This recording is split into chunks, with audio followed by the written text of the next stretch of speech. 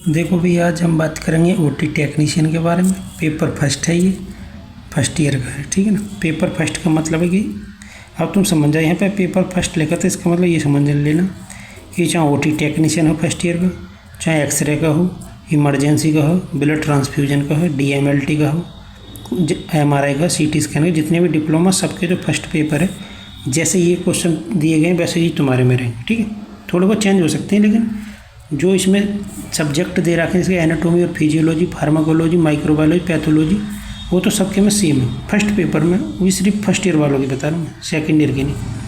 Second year में भी जो फर्स्ट पेपर है, जिसमें बहुत सारी बीमारी दे रखी है, मेडिकल और सर्जिकल कंडीशन वाली डिसीज़ हैं, उनमें काफ़ी हद तक सेम है। अब पहले हम अपने काम पे देखते हैं इसको। चैनल को सब्सक्राइब कर दे करो भाई, शेयर कर दे करो यार मेरी वीडियो अपने दोस्तों में, भाइयों में, एक ग्रुप हो कोई कॉलेज का, साथ के लड़की लड़के दोस्त हों जो भी, सब में कर दे करो। अब किसी को स्पेशल क्वेश्चन पेपर चाहिए किसी भी डिप्लोमा का, तो बता देना कमेंट में करके कि भैया इसका वो डाल दो क्वेश्चन पेपर, मैं कहीं से जुगाड़ करके डाल दूँगा, ठीक है। अब चलते हैं क्वेश्चन नंबर 1 पे। Which of the following is a long bone? निम्नलिखित में से लॉन्ग बोन कौन सी? Sternum, ribs, radius, carpal bone. Carpal, metacarpal, ये तो शायद हाथों में होती हैं। एक होती है फैलेंजेस, वो शायद पैरों में होती हैं। तो ये रेडियस जो होती है हमारी होती है क्या, कोहनी से नीचे जो दो हड्डी रहती है, रेडियस और अल्ना, तो उसमें अंगूठा की साइड वाली जो रहती है उसको बोलते हैं रेडियस, ठीक है। तो ये सबसे बड़ी है इन चारों। नंबर 2 पे है जी, इन्फ्लामेशन ऑफ टंग, मतलब जीभ का जो इन्फ्लामेशन उसको किस नाम से जानते हैं?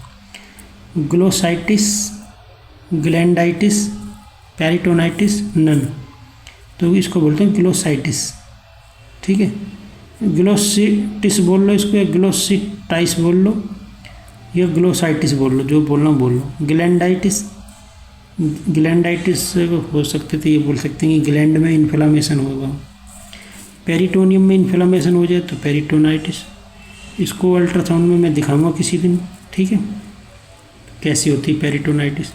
नन का मतलब कोई नहीं, तो इसमें ये पहला नंबर चाहिए। आगे जी, NIBP स्टैंड फॉर, NIBP की फुल फॉर्म क्या है? नॉन इन्वेसिव इंट्रावेनस पाइलोग्राफी, ये नहीं है इसमें। नॉन इन्वेसिव ब्लड प्रेशर, ये सही है जी। और चौथा है नन। तीसरे में बोथ A and B, तो इसका जो सही है वो है नॉन इन्वेसिव ब्लड प्रेशर, ठीक। Brain is a part of, brain किसका भाग है? सेंट्रल नर्वस सिस्टम का, पेरिफेरल नर्वस सिस्टम का, ऑटोनोमस नर्वस सिस्टम का, आल का। तो सब जानते हैं ब्रेन में क्या आता है। तो जो हमारा माइंड का मेन पार्ट है, ठीक है, ब्रेन है, और जो हमारी स्पाइनल कोड है वो आती है सेंट्रल नर्वस सिस्टम में। और जो हमारे हाथ पैरों में को जो नर्व जा रही हमारी, उसको बोलते हैं पेरिफेरल नर्वस सिस्टम। कोई कमेंट में बताना ANS क्या है, ठीक है। किसी को ना पता हो तो मैं बता दूँगा, लेकिन मैं पूछ नहीं चाह रहा हूँ, कोई होशियार है तुम में से तो जवाब देना।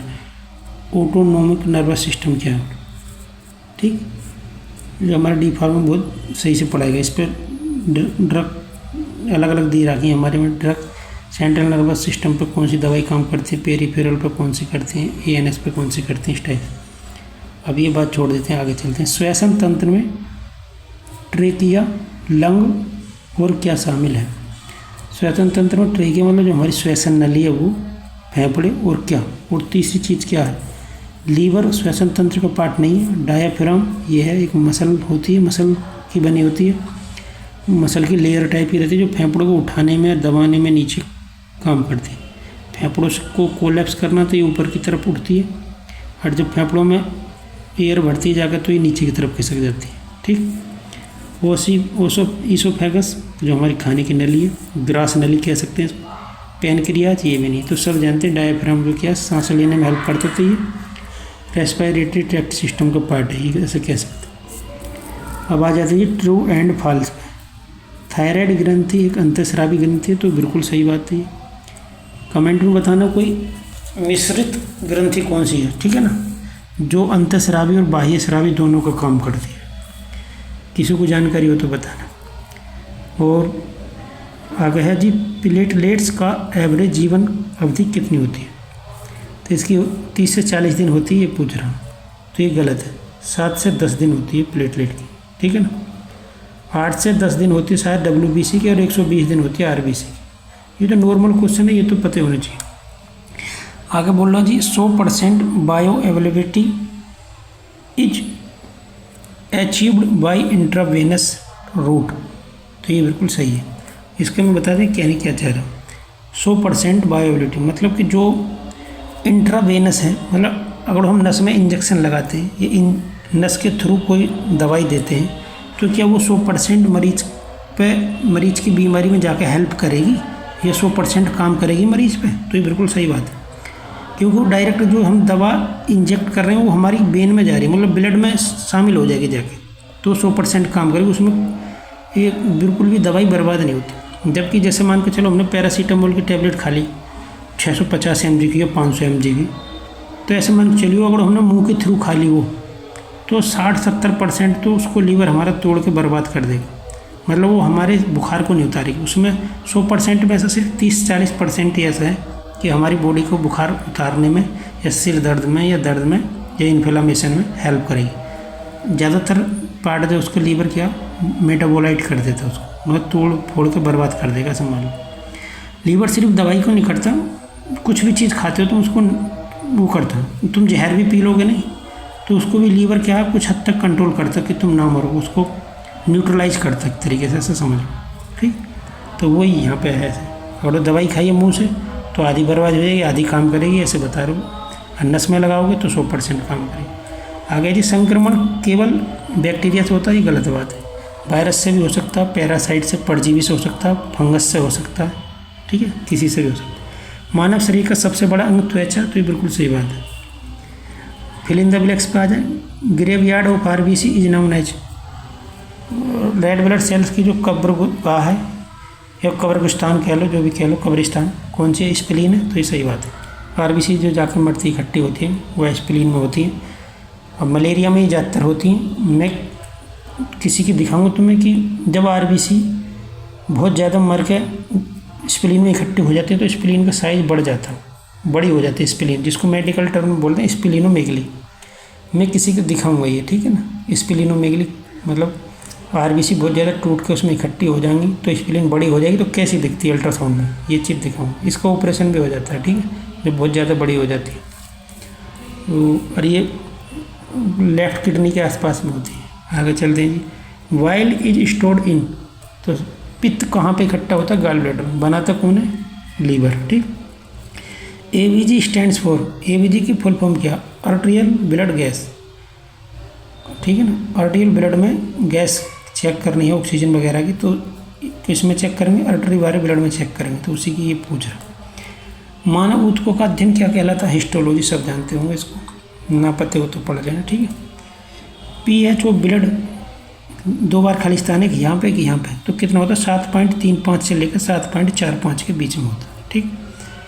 ये पता होना चाहिए सबको। और ये जो थोड़ा क्या है, हल्का क्षारीय कह सकते हैं इसको, ठीक है ना बेस, स्ट्रॉन्ग बेस है ना, ये स्ट्रॉन्ग एसिड है। अब आगे चलते हैं short question. Describe function of liver, liver का काम बताओ। अब मैं तुम्हें क्या बताऊँ, लीवर के तो इतने काम है, तुम्हारी आधी कॉपी भर सकती है लीवर के काम में, पूरी भी बढ़ जाएगी, कोई भरने वाला होगा तो लिखते लिखते। रोगों के संचरण के तरीके बताओ, मतलब बीमारी फैलने के क्या क्या तरीका हो सकते हैं। मोड ऑफ ट्रांसमिशन डिसीज, बीमारी कैसे कैसे फैल सकती है, ये पूछ रहा। वाटर के थ्रू, फूड के थ्रू, और जो ड्रॉपलेट के थ्रू, ठीक, और वायरस बैक्टीरिया और जो भी होंगे, जो पता नहीं क्या क्या है।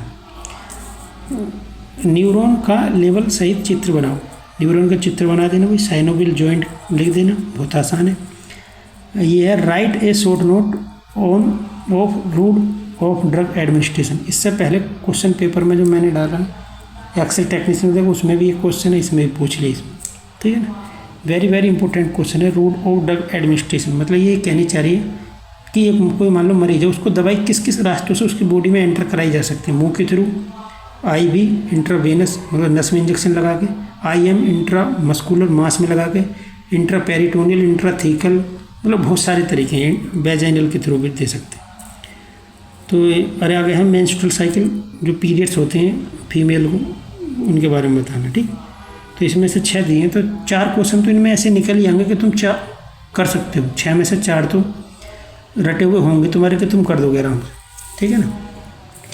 अब आगे चलते हैं लॉन्ग क्वेश्चन। पाचन तंत्र का चित्र सहित वर्णन कीजिए। मतलब कि मुंह से लेकर स्टोमक और ईसोफेगस बना देना, फिर छोटी आंत को बना देना और फिर बड़ी आंत को बना देना बाहर, फिर उनके नाम लिख देना। ट्रांसवर्स कोलन है या असेंडिंग कोलन है, यहाँ पे अपेंडिक्स है या रेक्टम है, सिग्मोइड कोलन वगैरह, ईसोफेगस, स्टोमक, ये सब बना देना और उसके बारे में लिख देना। आगे जी, मानव शरीर की विशेष इंद्रियां क्या हैं, सेंसेस क्या हैं। नेत्र की संरचना का विस्तार से वर्णन करो। जैसे कि हमारी जीभ है, नाक है और आँख है और स्किन है, ये सब यहाँ सेंसेस हैं। इनको हम देख के, छू के, सूंघ के महसूस करते हैं इन चीज़ों से। अब इन 5 के बारे में बता देना जो जो तुम्हें याद हो, और इन 5 में से एक जो नेत्र है इसके बारे में थोड़ी डिटेल में बतानी है। ठीक, आगे है जी, रक्त के थक्के जमने से संबंधित विकारों का वर्णन कीजिए। मतलब ब्लड क्लोटिंग के जो फैक्टर हैं, जैसे कि हीमोफीलिया, बोनविले ब्रांड और कई सारे, और इनके सब के बारे में बतानी है। ठीक, ये भी क्वेश्चन बहुत कॉमन क्वेश्चन है, मतलब ये आम कह सकते हैं, ज़्यादातर क्वेश्चन पेपर में ये मिल जाएगा। तो आगे जी, आपातकालीन चिकित्सा दवाओं का विस्तार से वर्णन कीजिए। वो दवाएं जो इमरजेंसी मरीज को दी जाती हैं उनकी बारे में बतानी। जैसे कि एक इंजेक्शन है एड्रेनिल, नोर एड्रेनिल का, जो मरीज मरने को तैयार होता तब उसको लगाते हैं। ये शायद सेंट्रल नर्वस सिस्टम पर काम करती है। ठीक है, अभी तो मेरी इतनी याद नहीं रही, अब मेरे को 2-3 साल से ज़्यादा हो गए पढ़े हुए, तो मेरी इतनी याद नहीं रही, पर जब मैं तुम्हें पढ़ाऊँगा किसी को डी फार्मा की तो मेरी याद हो जाएंगे सब। ठीक, तो इसमें 6 क्वेश्चन देने चाहिए थे, लेकिन यहाँ पर 4 ही हैं, तो भी मैंने 4 ही लिख दी, मेरे को 4 ही मिले थे। तो तुम देख लेना, इस टाइप के क्वेश्चन है। वीडियो को ये बंद करते हैं, चैनल को सब्सक्राइब कर दे करो। अपने दोस्त हों कोई OT का उन्हें सेंड कर देना, या तुम्हारे कॉलेज का कोई ग्रुप होगा तो उसमें कर देना। जैसे हमारे कॉलेज में हम पढ़ते थे तो हमारे कॉलेज में ग्रुप है सब। ठीक, और सब्सक्राइब करो तो कर दियोगे। ठीक है, वीडियो बंद करते हैं।